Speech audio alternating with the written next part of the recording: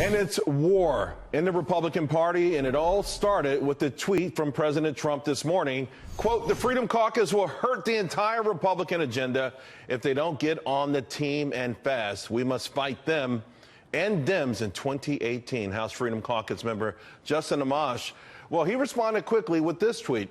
It didn't take long for the swamp to drain at real Donald Trump. No shame, Mr. President. Almost everyone succumbs to the D.C. establishment. Of course, it continues to escalate. In fact, this is his on-camera response. Roll tape. Most people don't take well to being bullied. Is that an actual negotiating tactic by the president, though, or do you think that this is the constructive way to do it? I mean, it's constructive in 5th grade. Congressman Chris Collins, one of President Trump's earliest backers on Capitol Hill, pouring some more gasoline on the whole thing, saying there's only one place to finger point, and it should go, and that's toward the Freedom Party or Freedom Caucus. Of course, the Tuesday group will never meet with the Freedom Caucus and will with a capital N-E-V-E-R. In other words, both sides, everyone's drawing their positions. Joining me now to discuss, Lisa Boothe, former Congressman Joe Walsh, and Mark Meckler. Guys, this is one heck of a Donnybrook. I think we all sort of sensed it coming last week. It's interesting, guys. I did my own poll, and 61% of my timeline felt that this was all Paul Ryan's fault. But President Trump, obviously 100% Joe behind Paul Ryan, and now it's on. Yeah, hey, Charles, I'm so tired of everybody saying that it's not Donald Trump's fault. This was his tweet. And you know what? It was a really, really stupid thing to do. Donald Trump ran against the D.C. establishment.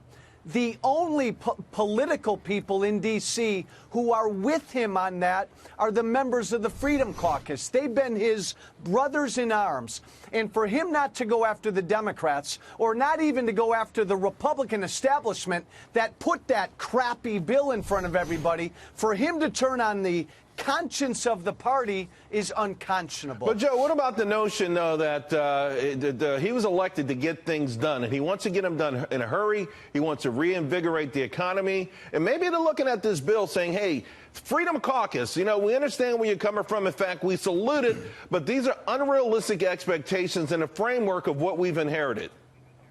Oh, I agree. Charles, I agree. Look, Donald Trump did not know what was in that bill. All he wanted was a victory, and the Freedom Caucus stood at the wall to make sure that victory didn't happen, that bill didn't pass. It's all about winners and losers with him. But, Charles, this is a war that he cannot win. This will divide the party if he continues to go at the conscience of the party. Well, we do know mathematically the Freedom Caucus and the Democrats combined are 216 votes. So you can't get anything passed if you go against both. But I think, Mark, what he's trying to do is reel these guys in, saying, hey, I don't want to be tough on you. He was really kind of, you know, he was non-pulse, if you will, last week. But he's getting agitated right now. They want to get health care done, in part because it's tough to get the right scoring on the rest of the agenda if they can't get a break with some of these tax breaks and some of the deficit reduction in health care. Well, look, the guy came saying he was going to drain the swamp. He now looks like the creature from the Black Lagoon. What he's doing, which is the fundamental mistake, is he's separating himself from his own base. You know, that's where I live. I live out here in grassroots land. I can tell you, you said 61%. I'll tell you, in his base, it's 99 and 9/10% are against what he just did to the Freedom Caucus. They're celebrating what the Freedom Caucus did to prevent this bill. And really, he's undercutting his own support among his strongest supporters. Although I must tell you, I've got some folks on my Twitter timeline and other social media who are now saying, listen, we love the Freedom Caucus, but you guys are starting to mess up. It feels like maybe the pendulum is turning and the tide is turning. I want to bring in Lisa Boothe. Lisa, this is a tough one, right? I mean, this is really tough because I think it's the Freedom Caucus and the Tea Party that set the stage for the eventual Donald Trump victory to the White House. You know, this whole grassroots movement. But are they overplaying their hand? Well, look, I think Republicans also are often engaged in sort of this circular firing squad. We're really good at it. And I have a novel concept that everyone's to blame for the health care failure. I think the president could have done more to spearhead it and show leadership. Speaker Ryan could have been more inclusive of other he went people to a couple of states, right? He had think these big rallies, President Trump. He expressed his support for it almost every single day. He did press conferences. What more? But then you also have the Freedom Caucus and moderates as well who held out. So I think everyone has a share in not seeing the health care bill move forward. So what I think about it's the a good early lesson. theory then, Lisa, that some people had who looked at this right away and said, you know, President Trump, you're being set up by the establishment. What Paul Ryan is asking you to back is not what the public wants. It's not why you were elected. Can we go to that as perhaps the real root of the problem here? Well, I would argue that President Trump was elected because he ran on being a deal maker and ran on someone that wants to see things get done, someone that was going to get things done. Now, I think it's very early, and I have high hopes that he is going to get health care done, that he is going to get tax reform done. I think these are growing pains because the Republican Party has not been in a leadership position and a governing position.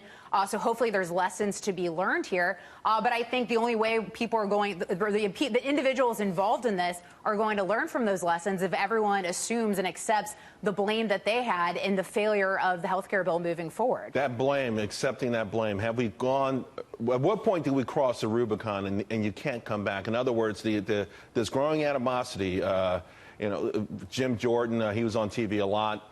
He was trying to be diplomatic, if you will. But, of course, Amish, rather, he was like, listen, you know what? He pushed back immediately. At what point do these conflicting parties who have everything in common and want the same goals push each other to the point of no return?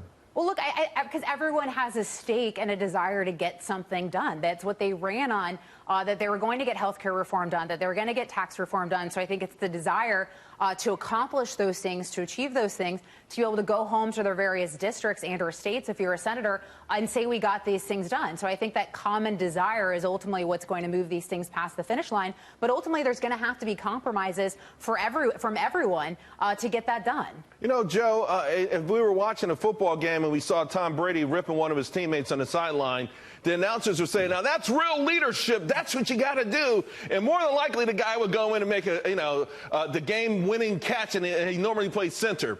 Okay, I'm embellishing a little bit, but yeah, I was like, is that happening? But you know, I mean, can we say what President Trump is doing now is just simply the kind of leadership and the way what he's known for, that he's got to whip these guys into shape so when they get back on the field, they win.